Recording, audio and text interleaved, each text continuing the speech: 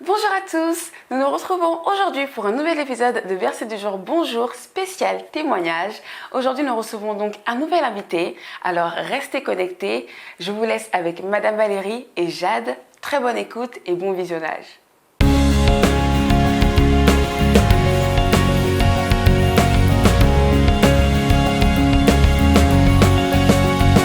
Ta parole est une lumière sur mon sentier. Verset du jour, bonjour. Bonjour à tous, Bonjour. bien le bonjour chez vous, que vous soyez.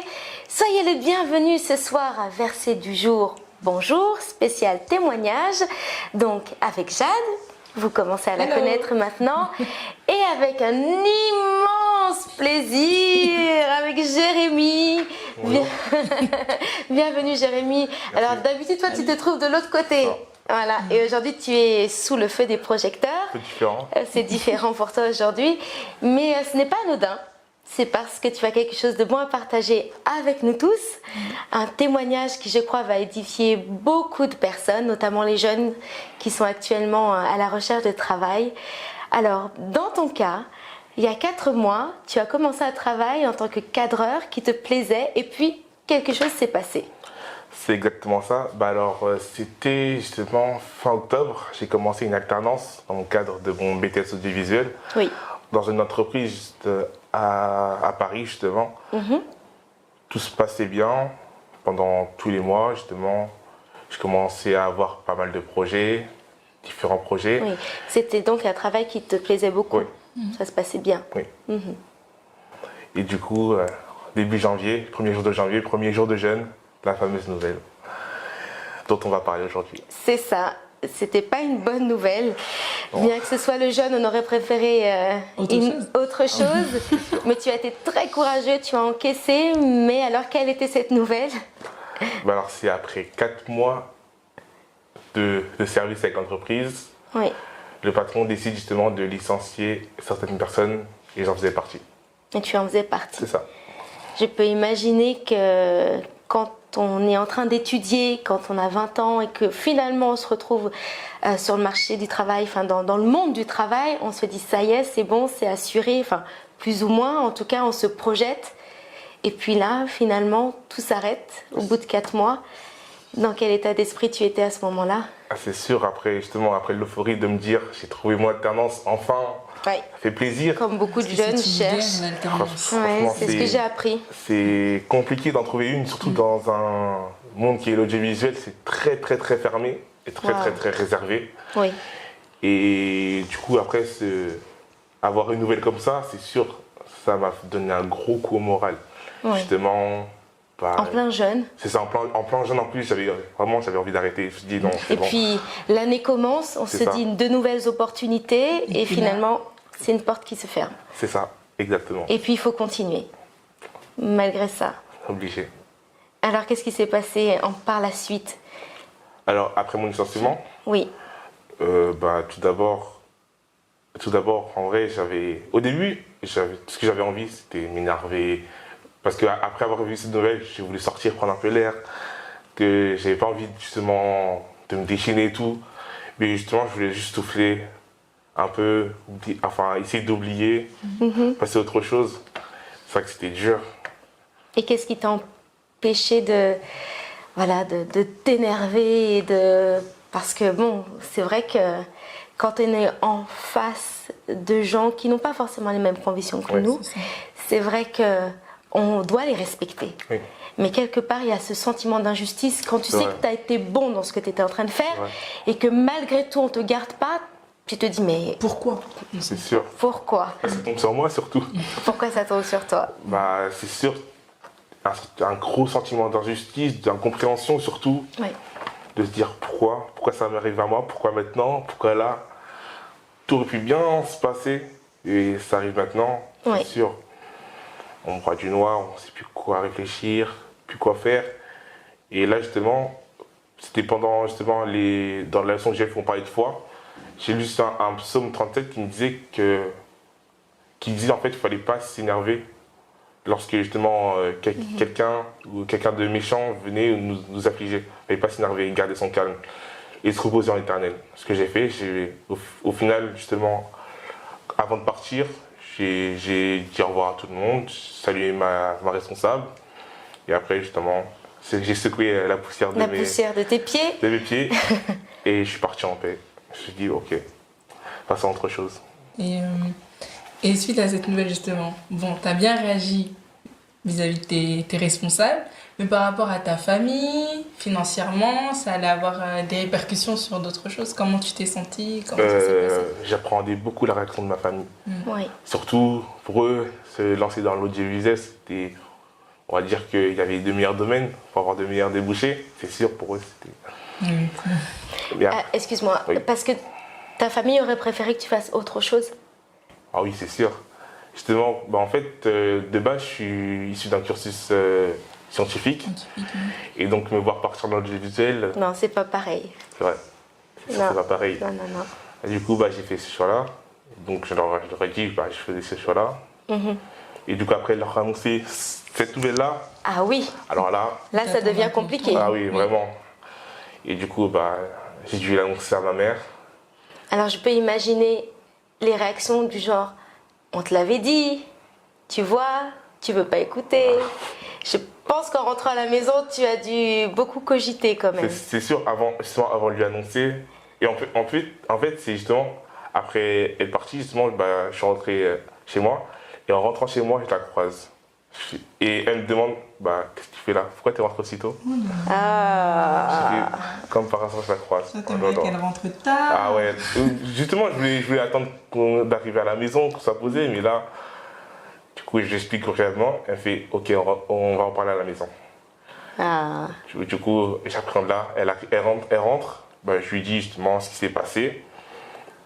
Elle m'a demandé justement, est-ce que tu as fait quelque chose de mal? Je fais non. Tu es toujours arrivé à l'heure? Je fais oui, toujours, je suis toujours bien comporté. Et elle me dit, ok, t'inquiète pas. Waouh, bravo maman, Elle me dit, ok, ça c'est super. pas de soutre. Et du coup, ensuite, au fur et à mesure, certains membres de la famille m'ont appris. Donc ils ne m'en ont pas trop parlé, donc ça encore ça va. Et du coup, je devais rechercher une alternance. C'était reparti. C'est ça. Et c'est vrai qu'avec l'alternance, ce qui était bien, c'est que j'étais indépendant financièrement. Je n'avais pas demander de l'argent à mes parents, tout ça. Et même au niveau des transports, j'arrivais à payer moi-même. Oui. Et ensuite, justement, là, je me suis retrouvé avec... il me restait plus que, justement, 2 mois de fonds, justement, pour payer... Pour payer les transports. transports C'est ça, et tout ce qui s'ensuit. c'est ça. Et du coup, Et puis, excuse-moi, mais t'es quand même un jeune homme. c'est ça. Donc il y a quand même une certaine fierté à pouvoir se dire que financièrement tu es autonome aussi. C'est vrai. Ça fait plaisir quand même de dire que je dépends plus de papa et maman. Oui. Et dire que je peux payer ce que je dois payer. Et même si je peux les aider, je les aide. Ça fait toujours plaisir de dire ça. Sauf que là, Parce que là, je ne peux plus. voilà, Enfin, je ne pouvais plus. tu ne pouvais plus à ce Je ne moment-là. pouvais plus. Oui. Et après, du coup, j'ai commencé quand même à chercher un peu autour de moi. Enfin, dans les annonces, postuler un peu partout. Oui. Et là, un jour, à travers moi, c'est comme quoi, justement, comme si le Saint-Esprit me disait, j'avais une somme de côté, elle me dit, donne. J'ai fait, oh non, je fais non. Au début, je fais non. Je garde ça pour moi, parce que comme ça, au moins, j'ai assez pour les transports. Et du coup, un jour, dimanche matin, Oui. encore cette voix, donne, donne, donne. Du coup, j'ai fait, bon, je donne, ok, je donne. Et du coup, je retire la somme. J'arrive devant Lyon pour déposer cette somme-là. Et je fais, ok, Seigneur, là, à la fin du mois, je sais pas comment je vais à l'école. Je sais pas comment payer le train, tout ça. Je sais Ouais. pas, Seigneur. Donc non seulement tu avais pu donc, le travail, mais là tu étais en train de donner aux offrandes ce qu'il te fallait pour payer ton titre de transport pour ça. aller à l'école. Donc il y aurait eu qui te plus de reste. travail, plus d'école. C'est ça. Après, sinon, j'aurais dû demander des parents, mais c'est... Oh, là c'était régressé en fait. Ouais, c'est ça. C'était régressé. c'était Oui. ça. Et donc tu as dit, Seigneur, je te mets à l'épreuve. C'est ça, je fais confiance. Comme te fais il l'a dit sa confiance. parole, mais moi de la sorte à l'épreuve. Et au final, on peut voir qu'il a ouvert les écluses des cieux pour moi. Du coup, j'ai donné cette somme. Et après, je dis, ok, c'est bon, je suis en paix. Seigneur, j'ai fait cet acte 2 fois. Maintenant, C'est toi qui dois dire. maintenant c'est toi. À toi de faire. À toi. Oui. Et quelques temps après. Quelques temps après, certains 3 employeurs m'appellent pour me passer de rendez-vous. Je passe le rendez-vous avec eux, tout se passe super bien. Et du coup, un jour, je reçois un appel. Oui, bonjour Monsieur Kunga, on a parlé de notre équipe, votre profil nous intéresse et on veut vous commencer début mars. Wow. J'étais super content. J'étais vraiment, waouh, là c'était délivrant. Là, le moral n'était plus au plus bas. oui, là, non, du tout, là, ça y est. Là, vraiment, tous les poids étaient partis, là, tout d'un coup. Et du coup, justement, j'accepte. Quelques jours après, une autre entreprise me contacte pour me dire, si vous voulez, le poste est toujours à pourvoir. Donc, Et Ça fait 2 entreprises. Ça fait 2. T'as eu plus. Et ils m'ont dit, passez, venez, comme ça, on conclut l'affaire rapidement. Et je leur ai dit, excusez-moi, désolé, mais une entreprise m'a déjà contacté et désolé, je vais devoir refuser. Du coup, la personne me dit, d'accord, bon, et il coupe. Wow. Et tout ça en pleine crise du Covid. Tout ça en pleine crise du Covid. Et là, une troisième, justement, je crois que c'est une semaine après, me dit, le poste est toujours à pourvoir, est-ce que ça vous intéresse toujours? Je lui ai dit, non, désolé.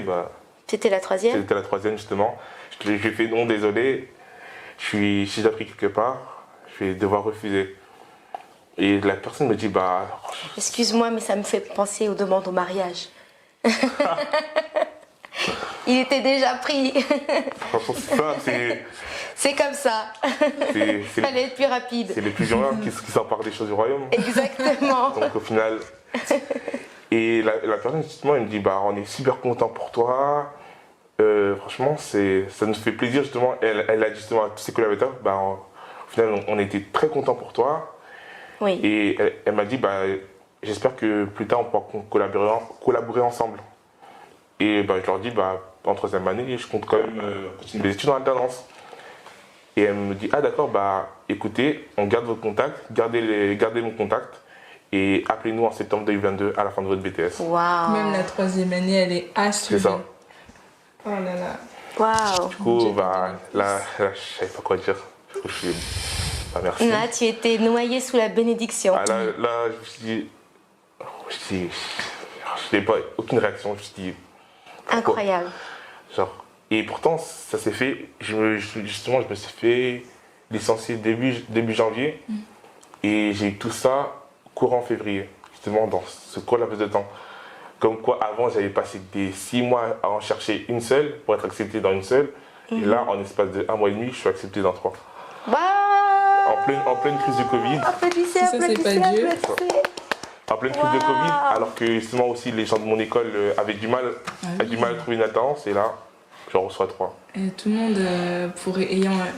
étant en contact avec certains jeunes, même de mon GF, mais l'alternance, les gens courent, pleuraient, ont abandonné l'alternance pour en décrocher une. Et toi, il y en a 3 qui t'appellent. J'ai vu beaucoup de jeunes déprimés à cause de ne pas trouver une alternance, vraiment. Et toi, tu as eu 3 propositions. Tu en as accepté une parmi les 3 et tu as donc la 3e année d'assurer. C'est ça. Donc 2022 déjà, ça y est. J'aurais pas pensé à ça. Waouh. Dieu s'en Waouh. occupe. Un acte de foi. Ouais. Un acte, tu as fait confiance à Dieu et Dieu a agi. C'est ça. Et ça, c'est dans la Bible. Alors nous allons ouvrir notre Bible en Psaume chapitre 37, versets 1 à 6. Et Jérémie l'a vécu. Ça, c'est vraiment un passage vraiment qui correspond à ton témoignage. En Psaume chapitre 37, versets 1 à 6, la Bible nous dit « Ne t'irrite pas contre le méchant, n'envie pas ceux qui font le mal, car ils sont fauchés aussi vite que l'herbe, et ils se flétrissent comme le gazon vert. Confie-toi en l'Éternel et pratique le bien, et le pays pour demeure, et la fidélité pour pâture. Fais de l'Éternel tes délices, et il te donnera ce que ton cœur désire. Verset 5. Recommande ton sort à l'Éternel. Mets en lui ta confiance et il agira. Et j'ai même envie de rajouter rien que pour toi le verset 6 qui dit « Il fera paraître ta justice comme la lumière et ton droit comme le soleil à son midi. » Ça veut dire que ta récompense sera tellement grande et visible que personne ne pourra ignorer que ça, c'est la bénédiction de Dieu dans ta vie. Ouais. C'est vraiment Dieu qui a agi dans ta vie, Jérémie. Vraiment, gloire à Dieu. Je suis sûre que, voilà, ton offrande, il y a eu du poids derrière. Ton obéissance, ça produit quelque chose de bon. C'est ça qui me marque en fait, c'est l'obéissance. Que même il aurait pu faire autre chose, tu aurais pu trouver une autre alternative. Mais tu as obéi. Et je pense que c'est ça qui a touché le cœur de Dieu. Oui, et surtout la conviction. La conviction, de la conviction. Quand on a quelque chose qui vient de Dieu dans notre cœur, aller jusqu'au bout. Oui. Et c'est vrai, et je le partage avec vous, Jérémie est une grande bénédiction pour notre Église. Le savoir-faire qu'il est en train d'acquérir au long de ses études profite aujourd'hui à toute l'Église. Et je crois que ça aussi, Jérémie, ça a beaucoup joué pour que les portes s'ouvrent. Tu es là le mardi, le dimanche. Maintenant, un verset du jour aussi, tu es là, bon, pour des raisons autres. Mais voilà, on le connaît. Tu as été même récompensé comme étant le meilleur ouvrier de l'Église. Donc voilà, quand on est à l'œuvre, quand on fait de l'Éternel ses délices, Dieu nous ouvre des portes et des portes que lui seul peut ouvrir. Et ça, c'était vraiment Dieu. Je suis sûre que ce témoignage vous a vraiment rempli de foi. Si vous êtes dans la même situation que Jérémie, persévérez, mettez l'Éternel à l'épreuve, faites quelque chose de surnaturel qui va ouvrir le surnaturel de Dieu dans votre vie et Dieu est fidèle et Dieu agira dans votre vie. Que le Seigneur vous bénisse, à très bientôt pour d'autres témoignages. À bientôt. À bientôt. Merci à vous d'avoir regardé cet épisode. J'espère qu'il vous aura béni. En tout cas, n'hésitez pas à le partager à votre famille, à des amis, peu importe, à laisser un commentaire et bien évidemment à liker. Et si ce n'est pas encore le cas, pensez à vous abonner. On se retrouve la semaine prochaine. Passez une excellente semaine. Des bisous. Au revoir.